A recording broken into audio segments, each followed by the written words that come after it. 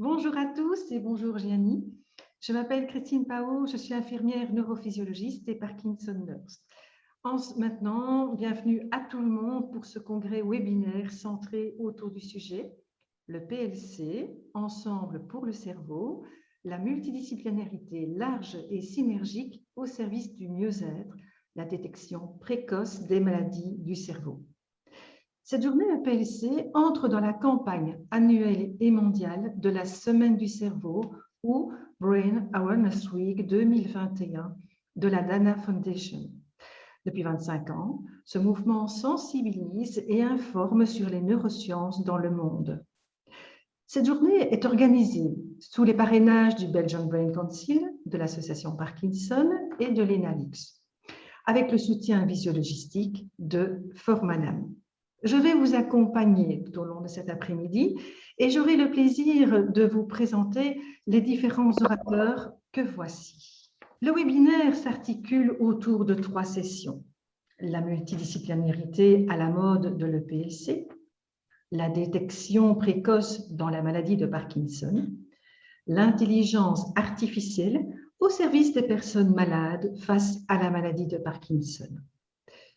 2 moments sont prévus pour les questions-réponses. Le premier après la session 2, suivi d'une pause café virtuelle de 10 minutes où vous pourrez apprécier les œuvres de nos amis artistes peintres de l'EPLC, coordonnés par Cécile Gigot. Le deuxième moment, questions-réponses, viendra après la session numéro 3 avec un quiz de fin de journée qui nous servira aussi à confirmer votre présence auprès des centres d'accréditation. Ce webinaire prendra fin par les conclusions de cette journée. Merci de bien veiller à garder vos micros fermés pour éviter toute interférence. Vos messages et questions sont récoltés via le chat au fur et à mesure des présentations pour être abordés lors des moments prévus des questions-réponses. Je nous souhaite un intéressant congrès avec beaucoup de sourires. Et sans plus attendre, je vous présente le docteur Gianni Franco, neurologue, qui va nous exposer de l'intérêt de la détection précoce des maladies du cerveau, le concept de l'EPLC.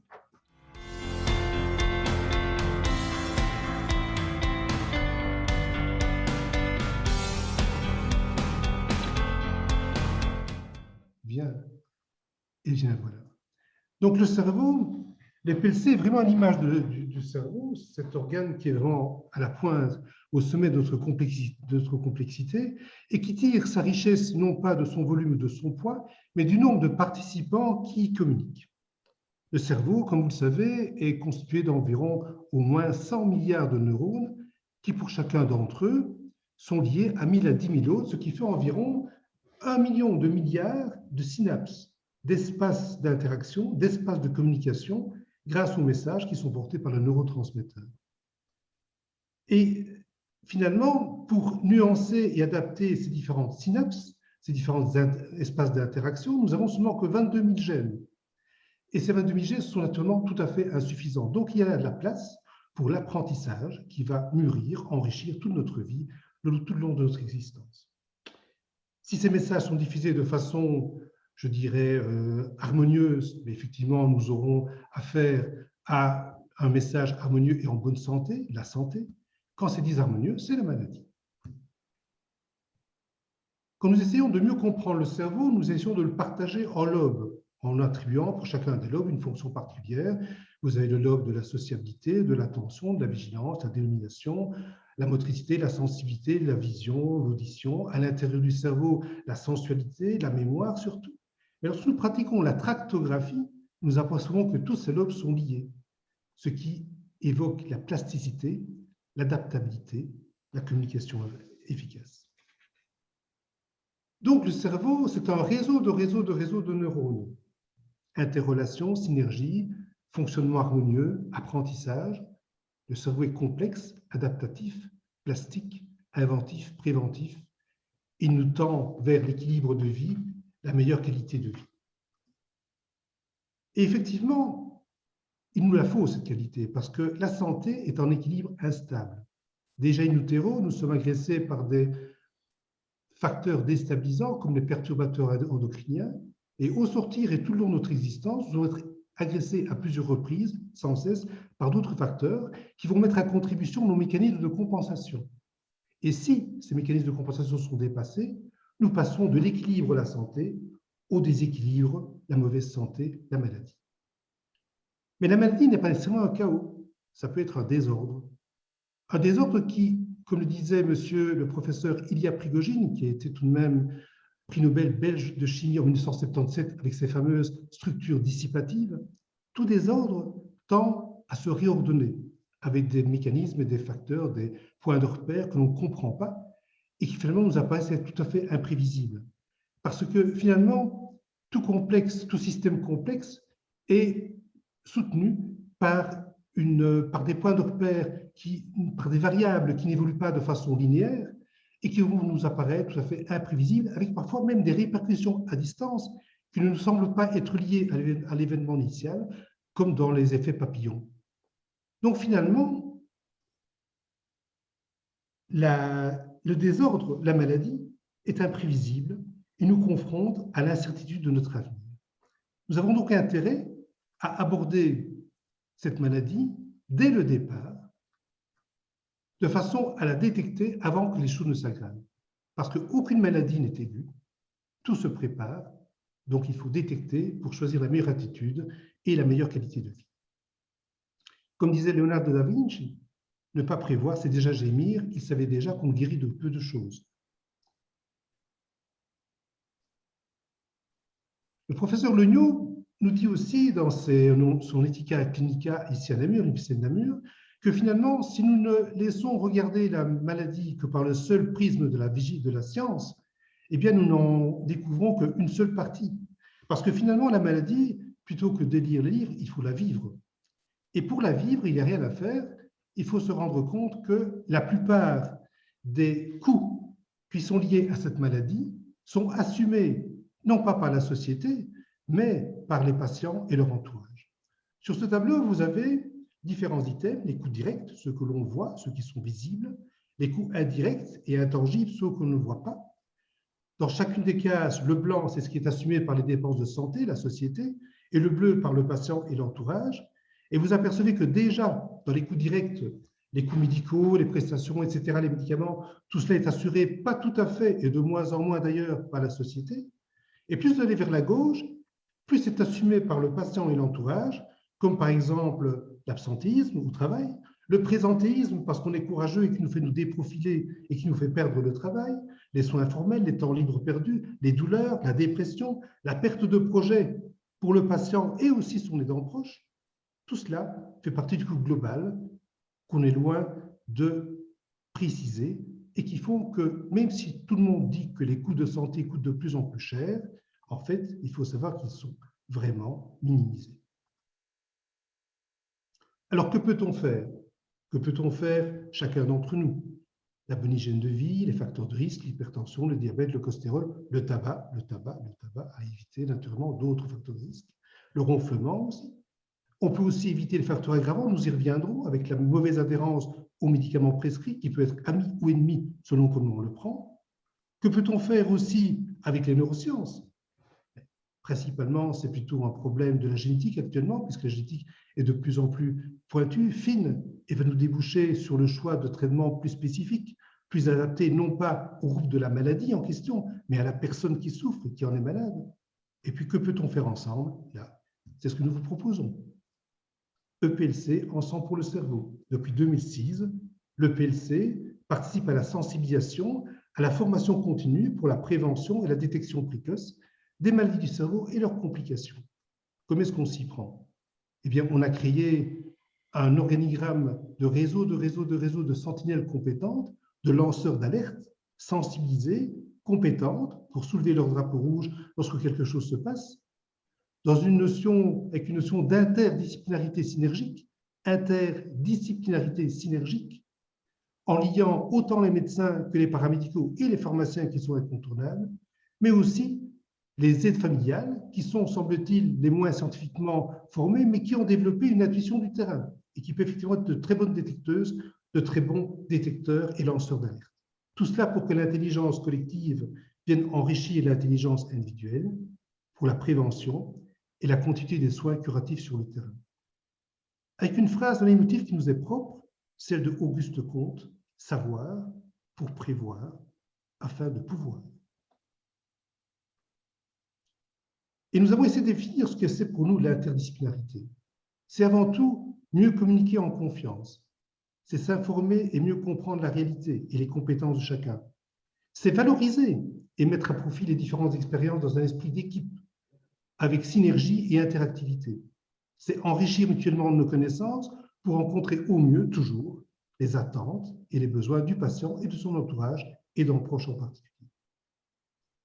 Et le PLC, dans ce long chemin, s'est immiscé et a attiré la dynamique de d'autres sociétés très nombreuses, et il n'est pas seul. Tout cela, c'est une partie de l'organigramme de l'EPLC, avec au-dessus, vous voyez le Belgian Brain Council, mais aussi les médecins généralistes. Vous avez des universités à gauche, les mutualités, les kinés, les aides familiales, les ergothérapeutes, les logopèdes, les associations de patients qui sont de plus en plus nombreuses, non seulement liées à la région wallonne, mais à la région, je dirais, belge, la Belgique, et l'international aussi, et aussi les maisons de repos qui nous rejoignent, qui vont être de plus en plus nombreuses, et même aussi récemment les maisons médicales qui y ont été sensibilisées. Toutes dans le même sens, ensemble, avec en particulier, et je voulais le souligner aussi, nous voulons souligner l'impact des associations de patients qui sont vraiment un partenaire indispensable et actif et qui rentrent pleinement dans cet organigramme d'intervention interagissantes les unes avec les autres, qui disent qu'effectivement, aucune maladie n'est honteuse et ne peut être la cause d'un isolement. Le coût indirect des maladies est bien plus important qu'il n'y paraît. C'est un complément indispensable pour l'information, l'entraide, mais aussi qui soutient la recherche. Comme vous le savez, la recherche, comme la culture, lorsqu'on n'y prend pas garde, nous en avons des répercussions non pas à court terme, mais à moyen et à long terme, et ça limite notre humanité. Et nous avons créé, suscité, organisé toute une série de manifestations très nombreuses depuis 2006, avec notamment des thématiques comme les accidents vasculaires cérébraux d'abord, la sclérose en plaques, les migraines, et maintenant, plus récemment, la maladie de Parkinson depuis 3 ou 4 ans, avec une campagne que nous lançons avec l'association Parkinson, qui se veut être sortir de l'ombre, une éducation thérapeutique mais diagnostique aussi, en détectant les signes précurseurs, diagnostiques, des complications, avec toujours le même système, un organigramme de personnes volontaires, bénévoles, qui sont sensibles à cette mouvance et qui sont formées, qui sont attentives, qui devaient donc des sentinelles compétentes de l'EPLC. Alors, merci, Dr Franco. Nous poursuivons avec le Dr Sebat Dersan, médecin généraliste, et Madame Florence Lamboré, pharmacienne, qui vont nous exposer l'approche du médecin et du pharmacien. Bonjour à tous. En tant que pharmacienne d'officine, je vais vous partager l'importance de l'interdisciplinarité pharmacien-médecin traitant. Alors, attendez, désolée, voilà.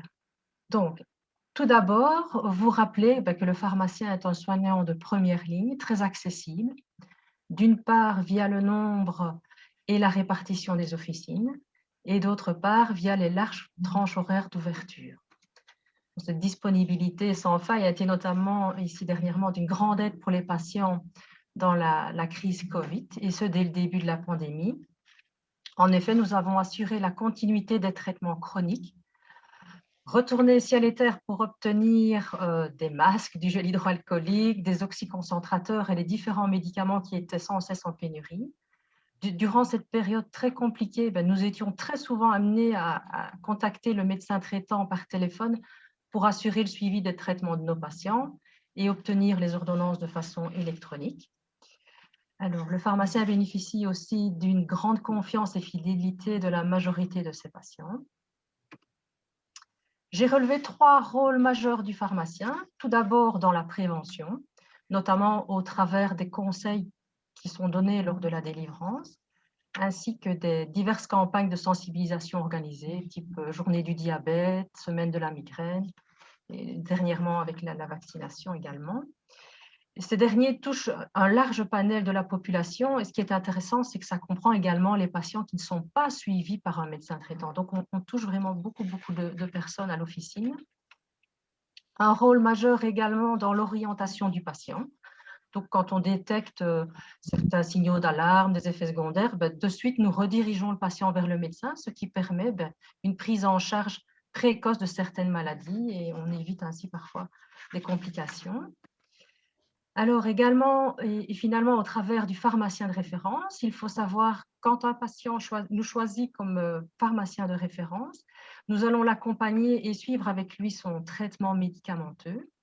Donc ensemble, nous allons élaborer un schéma de médication, reprenant aussi bien les médicaments prescrits que ceux qui sont pris en automédication par le patient et qui ne sont pas toujours connus du médecin, ce qui nous donne à nous une vision globale du traitement et nous permet de faire une medication review. Donc, lors de cette révision qu'allons-nous faire, nous allons analyser les différents moments de prise, voir s'ils sont corrects, les interactions et ce qui pourrait éventuellement être starté ou stoppé. Ça, c'est principalement en start, c'est pour les patients institutionnalisés, c'est la vitamine D, les laxatifs lors de prise d'antidouleurs morphiniques.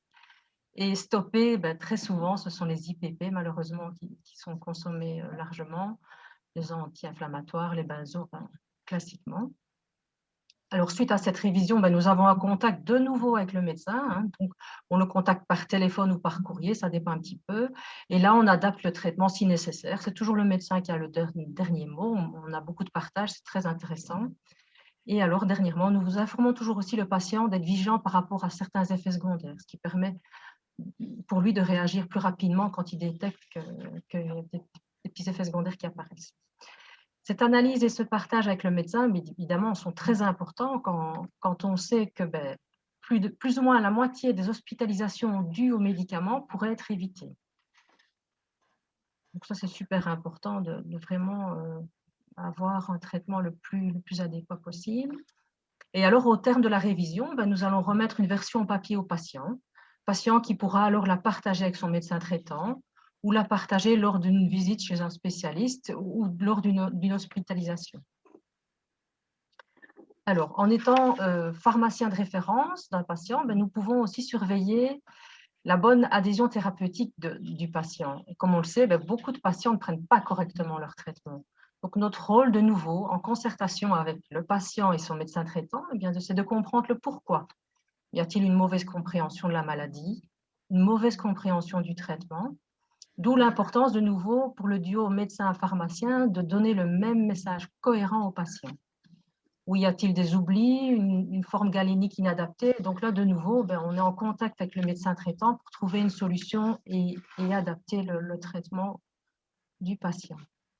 Et donc, en conclusion, on peut retenir vraiment que le binôme pharmacien-médecin traitant est indispensable pour optimaliser les traitements médicamenteux, pour assurer leur suivi et ainsi préserver au maximum l'autonomie des malades. Bien, je vous remercie pour votre attention et je cède maintenant la parole au docteur Dersan. Bonjour, je suis docteur Dersan, médecin généraliste à Jambes. Je tiens donc à remercier Florence pour son bel exposé. Et en fait, il est tout à fait parallèle au mien, donc nos points de vue se rejoignent. Et donc, la relation médecin-pharmacien ne peut être qu'interdisciplinaire. Et cette collaboration a été encore plus intense en cette période de Covid. En effet, donc pendant cette période, nous n'avons pu recevoir les patients dans notre cabinet, mais il fallait donc continuer quand même à suivre nos patients.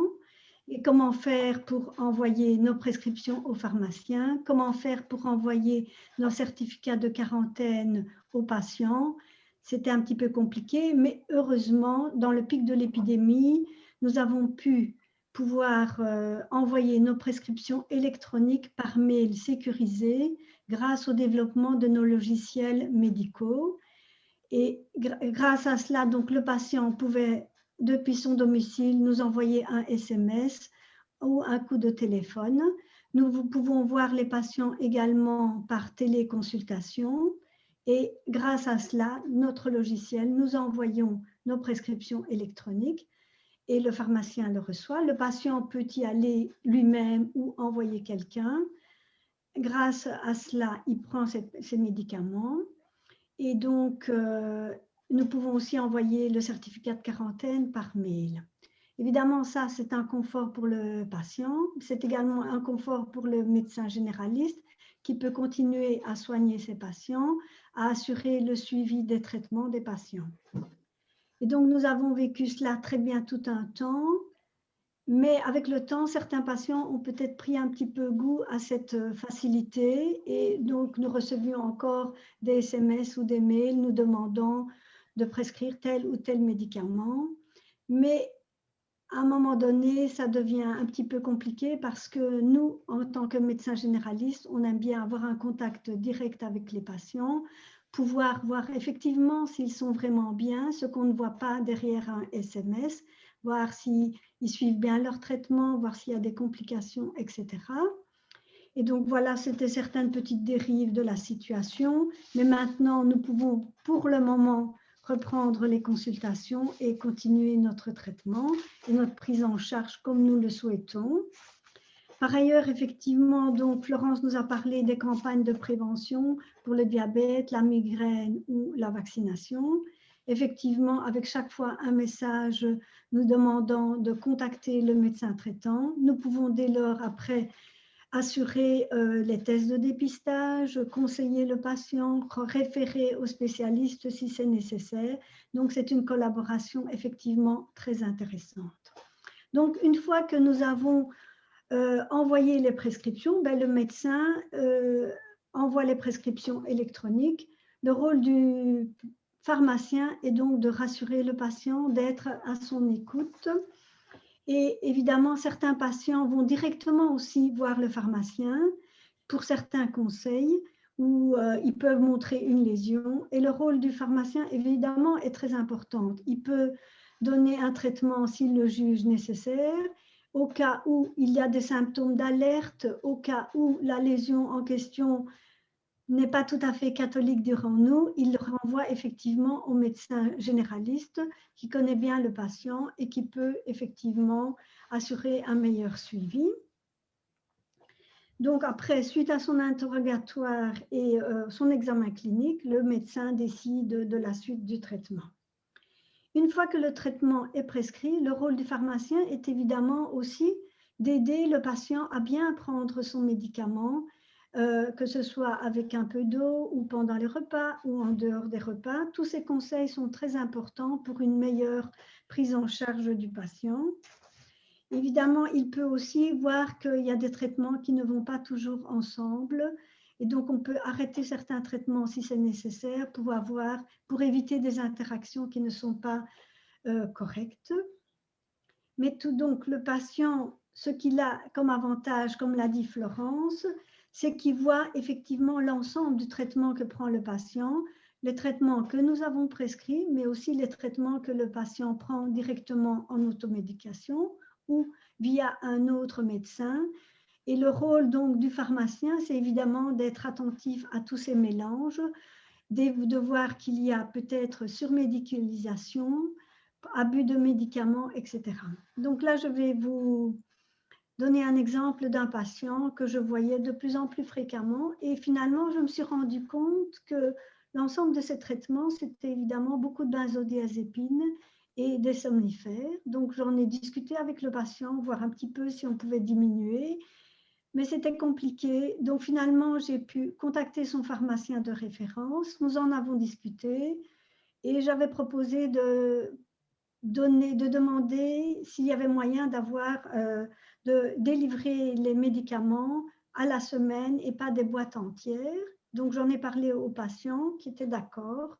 Donc, nous avons commencé cette situation, 1 semaine, 2 semaines. Et puis, donc, effectivement, le patient ne m'appelait plus. J'ai recontacté le pharmacien, voir un petit peu. Et il me dit effectivement que le patient est venu 1 ou 2 fois, puis elle ne voyait plus non plus le patient qui a effectivement, pour ma tristesse, je vais dire, vu un autre médecin que j'ai pu contacter, qui m'a dit que le patient venait de déménager et donc l'avait pris comme médecin. Donc, je l'ai averti de la situation. Bon, j'espère que maintenant, ils peuvent faire attention au traitement. Donc, il y a parfois des petits couacs comme ça, mais la collaboration, je pense, a été fructueuse. Nous verrons à la suite si ça va mieux ou pas. Voilà pour cela. En cas d'intolérance médicamenteuse, le pharmacien peut également demander s'il n'y a pas d'autres galoniques, voir un petit peu si on peut écraser les médicaments, les mélanger avec de la nourriture ou prendre la forme sirop. Toutes ces collaborations permettent effectivement aux patients de mieux prendre son traitement et ça permet donc de donner aussi un meilleur pronostic aux patients. Par ailleurs, donc, finalement, avoir un GSM ou par mail, tout cela permet effectivement une meilleure collaboration avec le patient ou une meilleure collaboration avec le pharmacien. Tout ça est très bien, mais aussi parfois une dérive que je rencontre.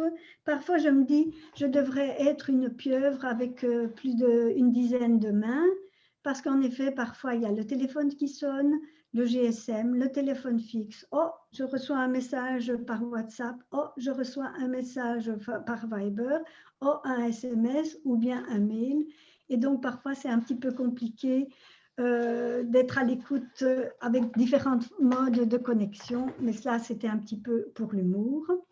Et le rôle également de nous, en tant que médecins traitants et en tant que pharmaciens, c'est aussi un soutien psychologique. Le fait d'avoir un contact étroit avec le patient, que ce soit en pharmacie ou au cabinet médical, permet effectivement d'écouter le patient, de le soutenir dans son traitement, dans ses difficultés.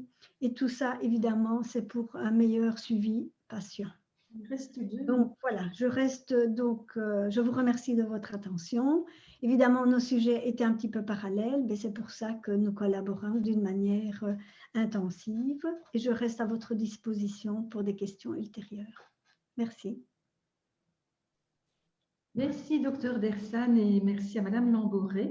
Et nous allons poursuivre avec Madame Florence Gutt, infirmière assistante en haute école et qui va nous exposer la multidisciplinarité par l'infirmière de liaison au domicile. Donc, je vais vous présenter en fait les études d'infirmière à l'heure actuelle et ainsi que l'évolution de celle-ci et parler de la liaison entre en fait l'infirmière et les différents acteurs qui accompagnent le patient dans la prévention et dans la thérapeutique. Il faut savoir que l'infirmière fait partie des acteurs qui accompagnent et qui gravitent autour des patients dans la prévention et la thérapeutique. Les grilles de cours qui sont actuelles ont été modifiées pour répondre aux besoins de santé et en lien avec les pathologies du cerveau et la prévention, comme disait le docteur Franco. Les études aussi sont axées sur la recherche en sciences infirmières et donc clairement nous évoluons là maintenant vers une infirmière de pratique avancée. Alors, c'est quoi une infirmière de pratique avancée? C'est un nouveau métier. C'est une infirmière qui pratique et qui continuera à exercer l'art infirmier tel qu'on le connaît aujourd'hui, mais qui se verra autorisée à avoir d'autres activités dans le cadre infirmier, notamment, par exemple, des activités qui étaient jusqu'alors réservées aux médecins. Elles pourront les faire dans le but de maintenir, d'améliorer et de rétablir l'état de santé des patients.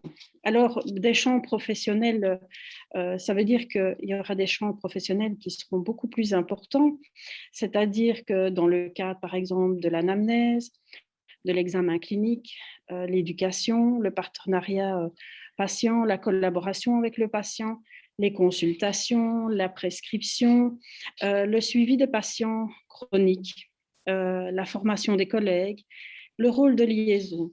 Et justement, je voudrais appuyer sur ce rôle de liaison puisque c'est justement dans les maladies du cerveau, c'est une liaison entre tous les acteurs et le partenariat avec le patient.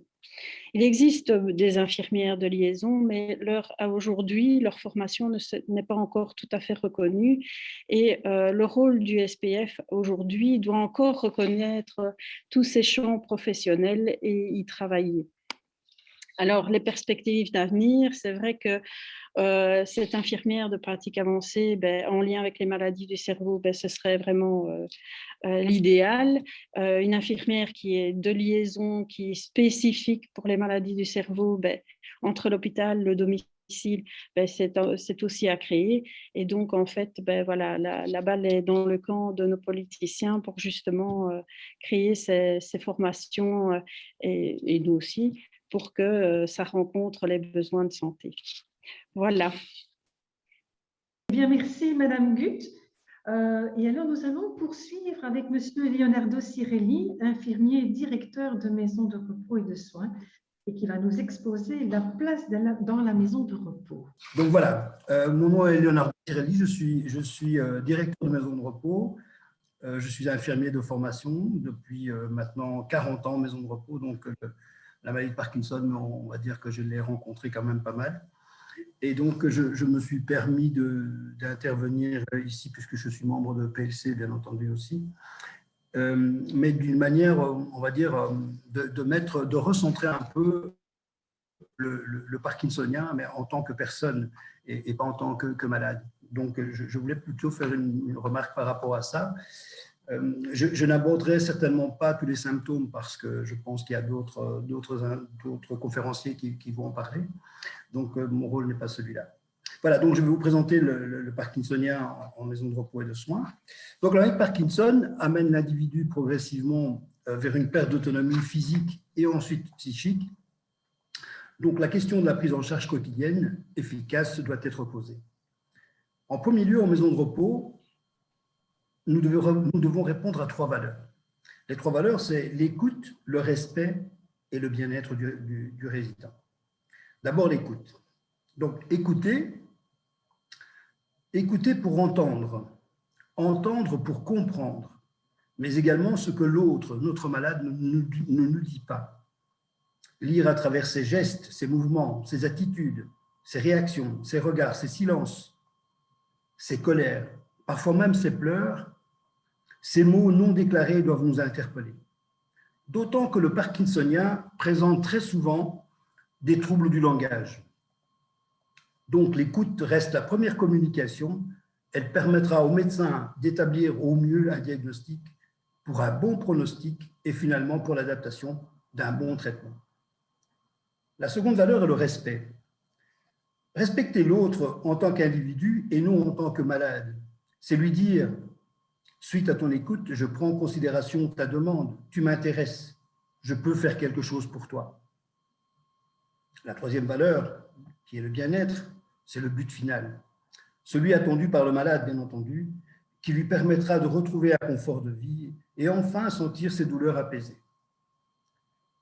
Ces 3 valeurs sont également essentielles pour le professionnel, l'intervenant, l'entourage du patient.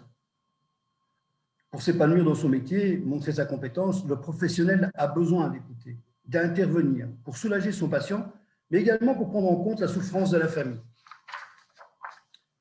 En quelques mots, la prise en considération de l'autre, des autres, de ce que j'appelle moi les 3 S. Les 3 S, ce sont le soigné, le soignant et la société. La société reprenant la famille, l'entourage, les aidants proches. Le tout pour les 3 S, parce que nous avons besoin de cette relation humaine. Alors, je me permets une petite réflexion.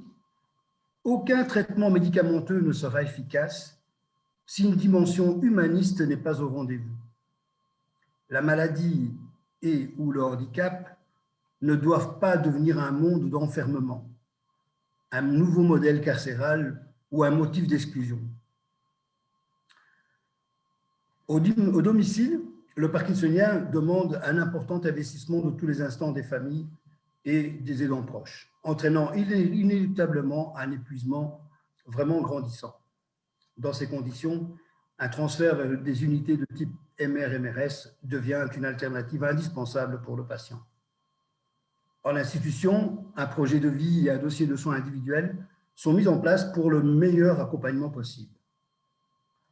En maison de repos et de soins, d'abord, il y a une infrastructure avec un bâtiment adapté, comprenant les accès de plein pied, avec des chambres individuelles de préférence.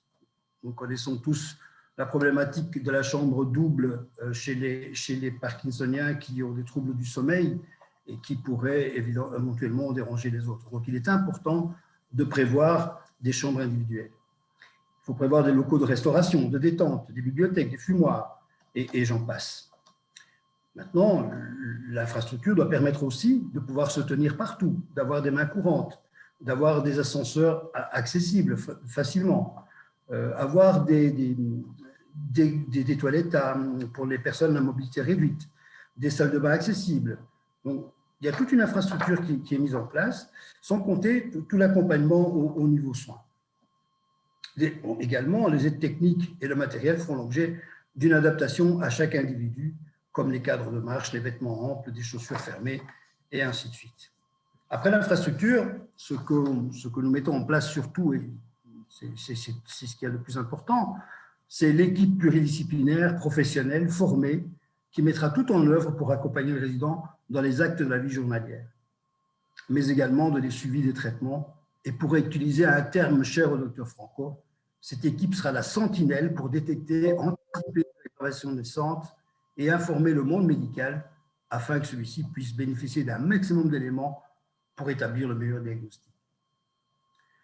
Idéalement, cette équipe se compose, et ici je ne fais pas référence nécessairement à ma maison de repos parce que je ne sais pas avoir tous les intervenants, mais en tout cas, je vais vous énumérer toute une série d'intervenants qui jouent un rôle directement auprès du patient. Il y a d'abord le médecin généraliste, le médecin coordinateur et parfois le médecin spécialiste. Donc, tout ce qui est médecine, de manière ponctuelle, évidemment, un médecin spécialiste, prenons l'exemple d'un neurologue, qui va améliorer probablement le diagnostic et le pronostic. Donc, le rôle du médecin, c'est celui-là, c'est surtout l'évaluation du diagnostic, du pronostic et des traitements. Ensuite, après les médecins, viennent les infirmières et les soignants. Avec leur présence de 24 heures sur 24, ils accompagnent les résidents dans les soins d'hygiène, dans les habillements, dans les déplacements, dans la prise en charge de l'incontinence, puisque c'est une maladie invalidante et qui va de manière progressive. Ce personnel sera attentif aux problèmes nocturnes, sera attentif au poids, donc à la prise de poids, donc de manière régulière pour voir s'il n'y a pas une perte de poids qui peut montrer qu'il y a des troubles de la déglutition, par exemple. Mentionner, avoir une traçabilité des chutes, tout ça est important, une traçabilité au niveau des selles, puisqu'il y a quand même de la constipation très très souvent chez les Parkinsoniens. Mais le rôle des infirmiers aussi, c'est aussi d'analyser l'état psychologique et moral du patient, de son état dépressif, de sa démence, des troubles du comportement. Bref, de mettre en avant tout changement. Après les infirmières et les soignants, on retrouve des paramédicaux. Et donc les paramédicaux se composent surtout d'ergothérapeutes, de psychomotriciens et d'animateurs qui ont un rôle de maintien de la mobilité et de l'esprit dans la participation à des ateliers plus ludiques comme les jeux de société, la lecture, le cinéma, les activités musicales, les activités manuelles et ainsi de suite. Après les ergothérapeutes viennent les kinésithérapeutes qui, eux, favorisent le renforcement de la musculature par les massages, la marche, la mobilisation. Ils organisent également des ateliers de prévention des chutes, appelés parachutes, par l'utilisation de matériel adapté comme les cadres de marche, du matériel de rééducation. Ils peuvent aussi inciter le patient à utiliser les vélos d'appartement pour pouvoir s'entretenir même en dehors des périodes de kiné. Après les kinés, il y a les logopèdes. Le logopède est un intervenant majeur dans cet accompagnement. Son intervention va pouvoir mettre en avant tous les risques de fausse déglutition. Le logopède va aider le personnel soignant dans le choix des aides techniques, dans la manière de surveiller la posture au moment des repas, de mentionner à quel moment il y a des fausses déglutitions. Donc, la logopède joue vraiment un rôle essentiel, en dehors du fait aussi que la logopède va s'occuper aussi des troubles du langage, bien entendu, puisque là, il y a des troubles du langage, comme on parlait de l'écoute tout à l'heure, eh bien, va signaler aussi, va essayer de rééduquer aussi pour avoir une communication la meilleure possible. La logopède sera aussi en contact direct avec le service restauration, dont on parlera un peu plus loin, puisque là, elle va pouvoir expliquer ou en tout cas donner des indications quant à la manière de servir les repas, de nouveau pour éviter les risques de fausse déglutition. On parle très souvent en maison de repos de finger food, donc c'est une façon de manger de manière beaucoup plus répétitive sur la journée et on laisse un maximum d'autonomie aux résidents. En même temps, en se mettant directement avec le service restauration, on va anticiper les carences alimentaires, bien entendu, puisque le pensionnaire qui ne mange pas, en tout cas qui avale de travers, ne voudra plus aller au restaurant parce que le regard des autres est gênant. Et donc, il faut absolument que tout ça soit réglé au plus vite. Un autre intervenant, le diététicien, qui lui va apporter plutôt une qualité de vie au niveau des repas, de l'attrait des repas, de l'alimentation, parce que la plupart du temps, on donne ce qu'on appelle des textures modifiées, ça peut être des bouillies, ça peut être une alimentation moulue, donc, et tout ça doit être très attractif pour que de nouveau, c'est ça écouter les gens, ça veut dire, c'est ça l'écoute, c'est de dire j'entends que c'est difficile pour toi de manger, donc je vais adapter ton alimentation, mais je vais te rendre confortable parce que je vais essayer de la mettre dans les meilleures conditions possibles. Ensuite, on a les psychologues qui elles, où le psychologue va surtout, ça va être le garant de la surveillance de l'état psychique et moral du patient. Il va anticiper les dépressions naissantes, il apportera un soutien aux plus faibles, entretiendra la bonne humeur, soutiendra également les familles et les patients dans les périodes difficiles comme l'aggravation d'une maladie grave, la fin de vie ou la mort. Le rôle du psychologue, c'est d'établir aussi un climat de confiance entre tous les intervenants, c'est-à-dire les 3 S, comme j'ai parlé plus haut, les 3 S, les soignés, les soignants et la société. Tous ces paramédicaux interviendront dans la mise en place de traitements non médicamenteux. Donc ici, j'aborde un peu ce qui se met en place dans pas mal de maisons de repos, de plus en plus d'ailleurs. Je vous dis, sur 40 ans, j'ai vu une évolution excessivement importante dans cet accompagnement et dans ce qu'on appelle les traitements non médicamenteux. Je vais les énumérer et puis je vais les définir un petit peu. Donc, il y a la balnéothérapie, le snoozelen, le cyberespace, la musicothérapie, et puis il y a des autres comme le feng shui, comme la lecture, comme toute une série d'autres choses. Donc, la balnéothérapie, évidemment, va permettre, avec une baignoire adaptée, va permettre une relaxation, va permettre de détendre le patient. En même temps, on ajoutera un petit fond musical, la diffusion d'huile essentielle, de manière à laisser le temps à ce que le patient soit vraiment pris en compte en tant qu'individu. Le snoozelen, c'est un endroit où on va favoriser le multisensoriel, la stimulation multisensorielle par le sentir et somnoler. Donc, c'est un espace de relaxation également qui malheureusement est peu utilisé, pas assez utilisé à mon goût. Mais bon, voilà, c'est un espace qui peut être intéressant pour celui qui veut. Alors, le cyberespace, il est évident que de plus en plus, nos personnes âgées utilisent les ordinateurs, utilisent des GSM, donc il faut leur donner cette possibilité de pouvoir continuer tant qu'ils en sont capables.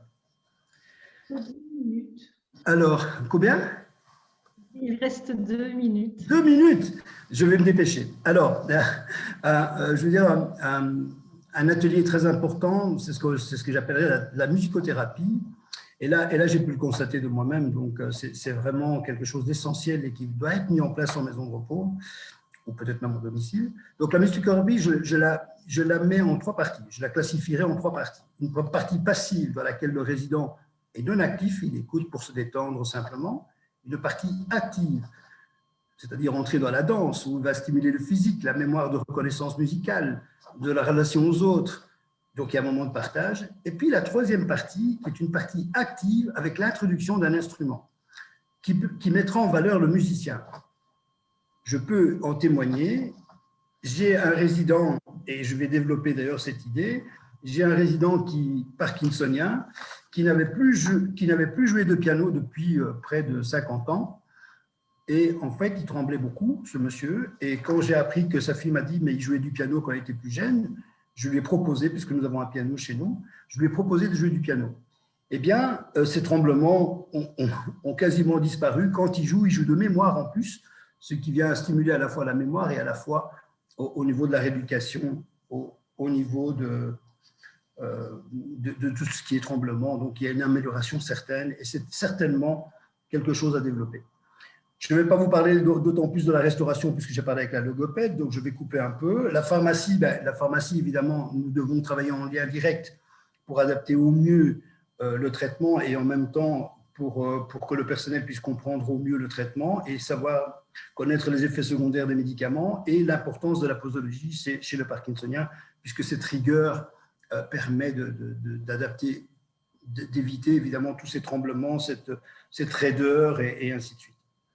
Les services d'hôtellerie, évidemment, c'est important aussi puisqu'ils doivent prévoir que dans les chambres des résidents, le matériel, le mobilier doit être adapté, il doit se mettre de manière à ce que les personnes puissent déambuler en toute sécurité et éviter évidemment tous les risques de chute, bien entendu. Donc, il y a en plus ce qu'on fait en maison de repos, c'est l'organisation de lieux de parole. De nouveau, le lieu de parole est très important puisqu'il permet à chacun de pouvoir s'exprimer sur l'évolution de la maladie, aussi bien la famille, les soignants que le soigné.